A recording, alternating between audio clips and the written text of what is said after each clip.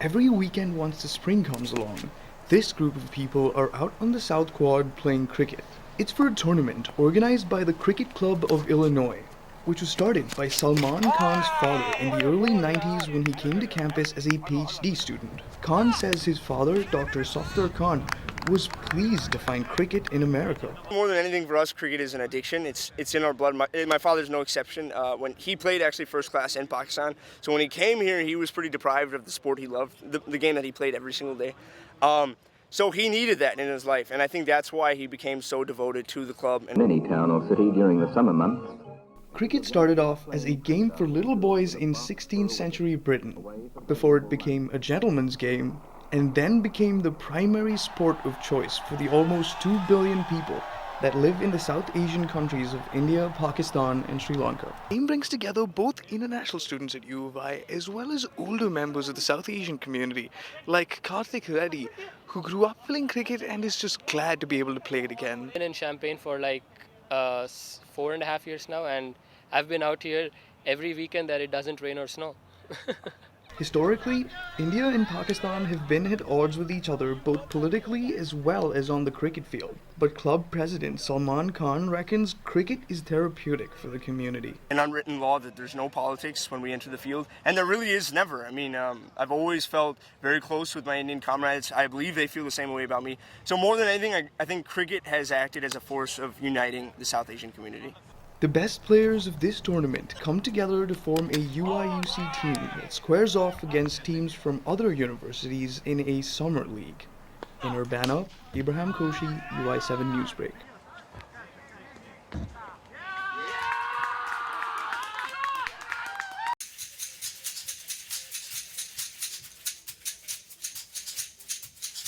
This performing duo, Perumbau Bandit and the Kashishi Kid, took the stage with instruments not many people had seen before. The Bandit, or Jason Finkelman, while not performing, says they have a unique source. He has his handcrafted instruments made from found materials, and my African and Brazilian percussion was created by a man named Adi Mukumba in Philadelphia, and he makes these African and Brazilian instruments made out of found materials as well. The local musicians performed as part of the Sonified Sustainability Festival that kicked off Earth Week at U of I. The headliner was an artist from New York, Ken Butler, who took this concept of music from everyday materials like a golf club to the next level. Instruments have contact microphones. The whole body of them allows me to use many different techniques to make them sound. And then I also exhibit them as sculpture, so it's a truly multidisciplinary concept. Right. 25 of Butler's unique sculptures are also being exhibited at the Illini Union Gallery until the 2nd of May. Jason Finkelman, who is also the director of the festival, wants to set an example with these techniques of making music from recycling and repurposing.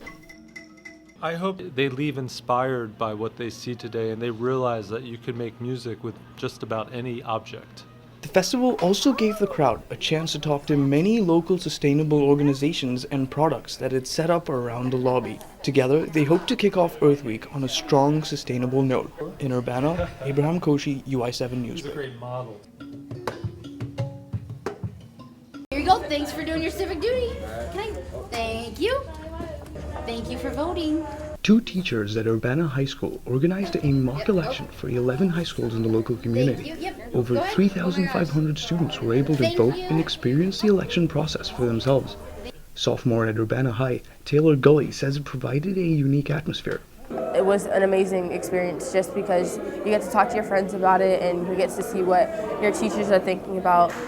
The voters were guided through the process in their government classes by their teachers and got to vote in actual booths come election day.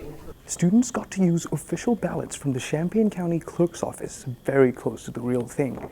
They were also given I voted stickers as a reward for their time. It was cool to actually put my ballot into the machine and just get that little sticker that made it official. It was exciting.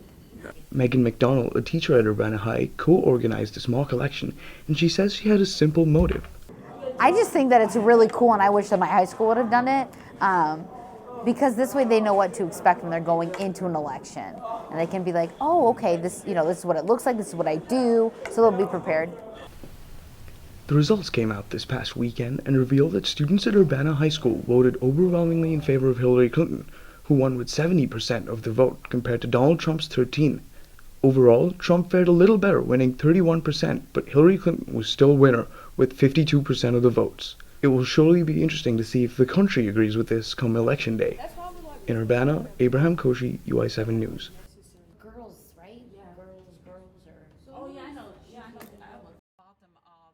Despite the wonders of today's technological precision and accuracy, our approach to curing cancer is seemingly far from either of those.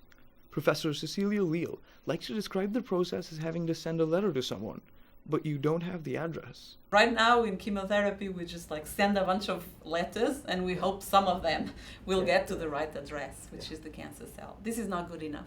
Nanomedicine is trying to fix this problem by giving the letters protection and an address before they are sent out. Professor Leal's research looks into the different kinds of structures that these nanomaterials can take so that their efficiency can be maximized. Samples that the research yields are put into this sonicator, which uses sound waves to break up the block into hundreds of thousands of nanoparticles. The results she yielded last year won her a new Innovator Award from the National Institute of Health Director that will give her $1.5 million over the next 5 years. She says the Material Science and Engineering Department's collaborative atmosphere from day one has helped her get to where she is today.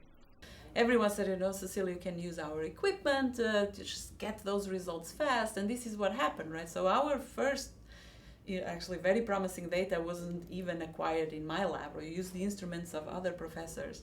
Her motivation for this research is two-part, personal and academic.